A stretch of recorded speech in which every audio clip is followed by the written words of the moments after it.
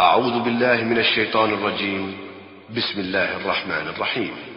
ألف لام را، تلك آيات الكتاب المبين. إنا أنزلناه قرآنا عربيا لعلكم تعقلون. نحن نقص عليك أحسن القصص بما أوحينا إليك هذا القرآن وإن كنت من قبله لمن الغافلين. إذ قال يوسف لأبيه يا أبت إني رأيت 11 كوكبا والشمس والقمر رأيتهم لي ساجدين. قال يا بني لا تقصص رؤياك على إخوتك فيكيدوا لك كيدا إن الشيطان للإنسان عدو مبين. وكذلك يجتبيك ربك ويعلمك من تأويل الأحاديث ويتم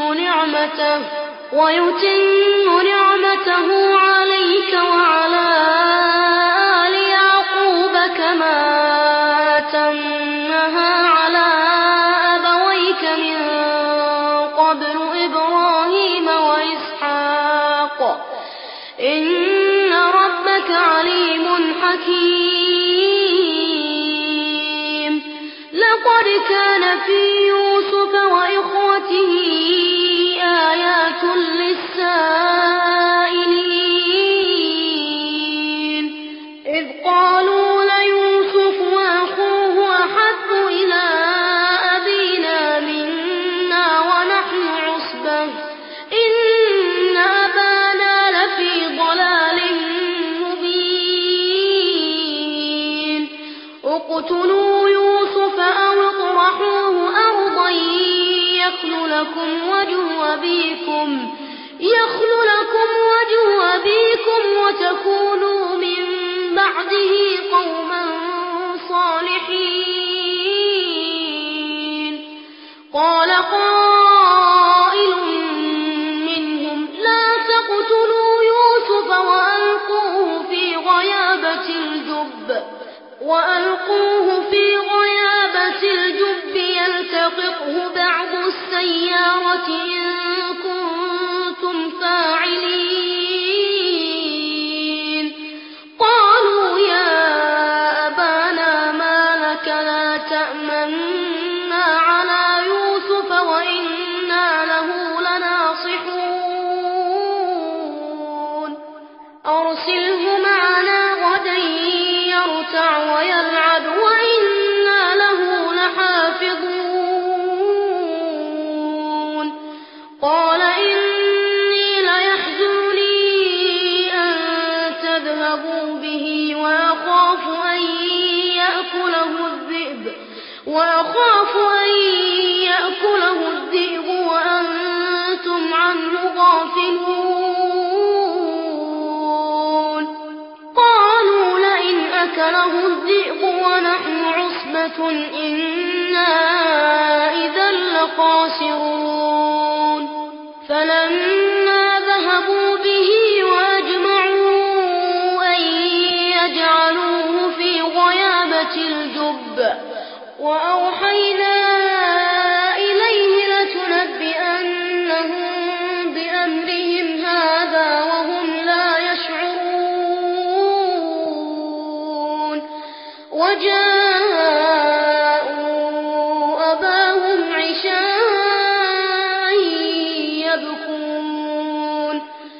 قالوا يا أبانا إنا ذهبنا نستبق وتركنا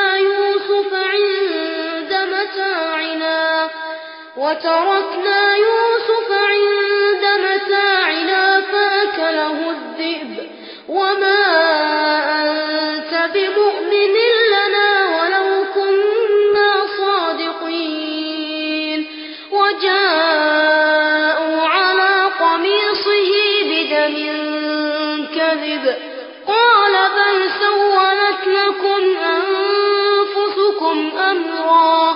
وصدر جميل والله المستعان على ما تصفون وجاءت سيارة فأرسلوا واردهم فأدلى دلوه قال يا بشرى هذا غلام وأسروه بضاعة والله عليم بما يعملون وشروه بثمن بخس دراهم معدودة وكانوا فيه من الزاهدين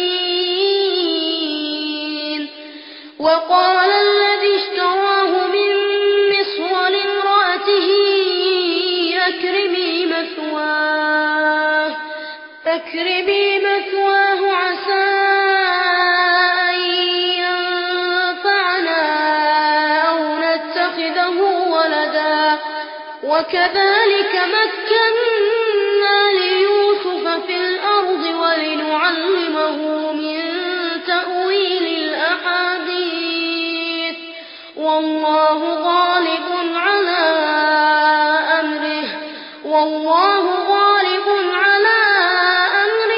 ولكن أكثر الناس لا يعلمون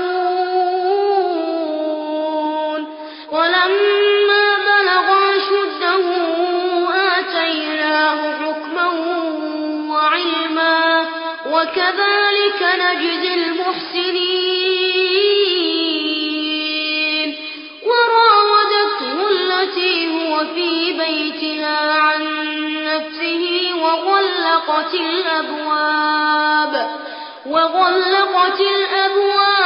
وقالت هيت لك قال معاذ الله إنه ربي أحسن مثواي إنه لا يفلح الظالمون ولقد همت به وهم بها لولا أن رأى برهان ربه كذلك لنصرف عنه السوء والفحشاء إنه من عبادنا المخلصين واستبق الباب وقدت قميصه من دبر وألف يا سيدها لدى الباب قالت ما جزاء من أراد بأهلك سوءا إلا أن يسجن أو عذاب أليم قال هي راودتني عن نفسي وشهد شاهد من أهلها إن كان قميصه قد من قبل